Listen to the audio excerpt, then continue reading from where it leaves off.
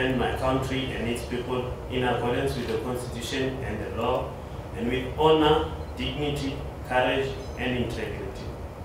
I serve in the SANDF with loyalty and pride as a citizen and a volunteer. I respect the democratic political process and civil control of the SANDF. I will not advance or harm the interests of any political party or organization. I accept personal responsibility for my actions. I will obey all lawful commands and respect all superiors. I will refuse to obey an obviously illegal order. I will carry out my missions with courage and assist my comrades in arms even at the risk of my own life. I will treat all people fairly and respect their rights and dignity at all times, regardless of race, ethnicity, gender, culture, language, or sexual orientation. I will respect and support subordinates and treat them fairly. I will not abuse my authority, position, or public funds for personal gain or political motive or any other reason. I will report criminal activity, corruption, and misconduct to the appropriate authority. I will strive to improve the capability of the SANDF by maintaining discipline, safeguarding property, developing skills and knowledge, and performing my duties diligently and professionally.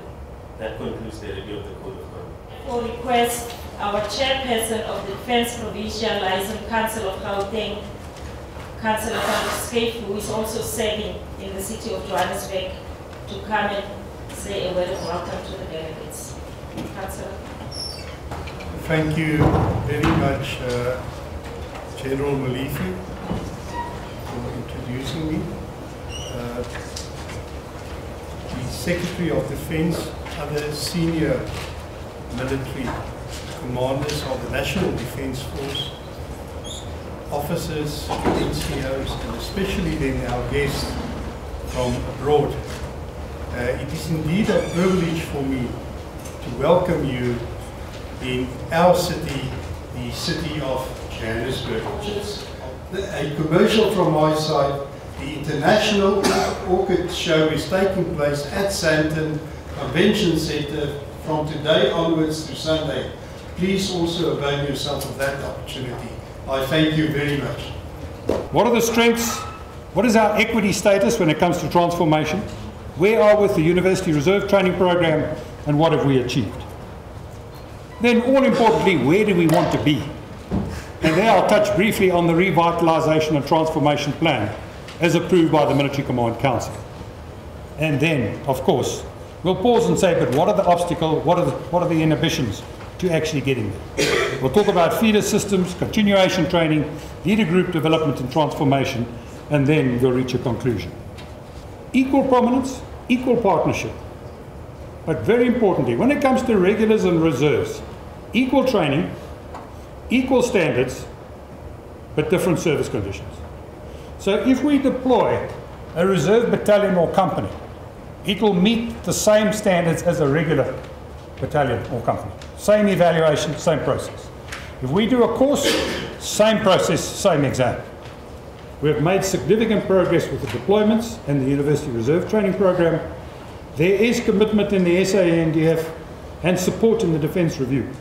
The focus must now be on feeder systems, continuation training, leader group development and transformation. But of course, the yellow letters at the bottom are all embracing. All this is, however, subject to the availability of funds and mandates. That's the end of my presentation. If you don't mind. He was appointed Secretary of Defence in December 2011. So on a personal note, and forgive me if I do introduce a personal note, I joked just now about admiring you as a gunner, but of course I do.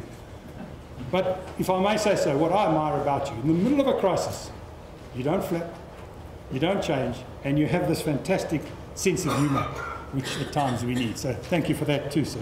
So it is my privilege and honour to ask you to officially, at last, open the conference. Thank you. Thank you very much. Thank you very much, Program Director, members of the Plenary Defense Staff Council, generals and flag officers of our Defense Force, officers, non-commissioned officers, warrant officers, distinguished guests, ladies and gentlemen. I acknowledge all the dignitaries that are here today, especially our distinguished foreign delegates representing their respective defense forces. Please allow me to thank the Chief of the Defense Reserves, Major General Anderson, for inviting me to spend some time with you to deliberate on issues relating to the South African National Defense Force Reserves. I'm aware that this is the 4th symposium that is taking place this year, and I'm indeed glad to attend this event. I regard the reserves as a strategic asset to the Department of Defense and the South African National Defense Force. The Defense Act of 2002 provides that the South African National Defense Force shall consist of a regular component and a reserve force component. The reserves play a significant role within the Department of Defense, and they are contributing positively to the successful accomplishment of the mission and mandate of the Department of Defense and the South African National Defense Force.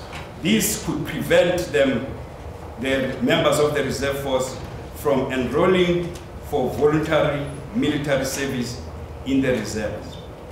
We would like to appeal to the various employers in our country to please support the employer support of the reserve force.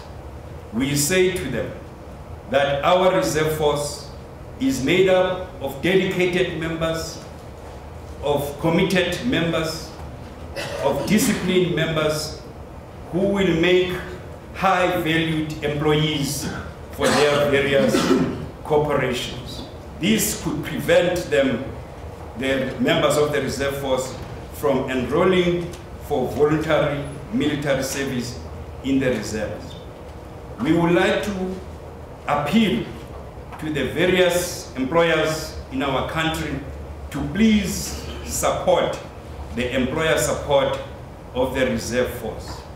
We say to them that our reserve force is made up of dedicated members, of committed members, of disciplined members who will make high-valued employees for their various corporations. Our reserve force will not be like that other officer from somewhere.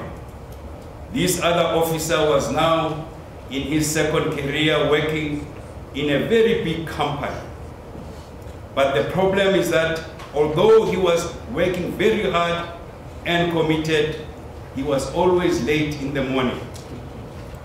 And the boss had to ask this other officer from somewhere, I'm very happy with the work that you are doing. Committed, team player, very disciplined, but you are late every morning. Just tell me, in the Air Force where you were, what did they say when you come in late in the morning? And the officer replied, they said, good morning, General. Our reserve force members are not like that officer from somewhere. I wish you a productive symposium and look forward to hearing the results of your deliberations. I thank you.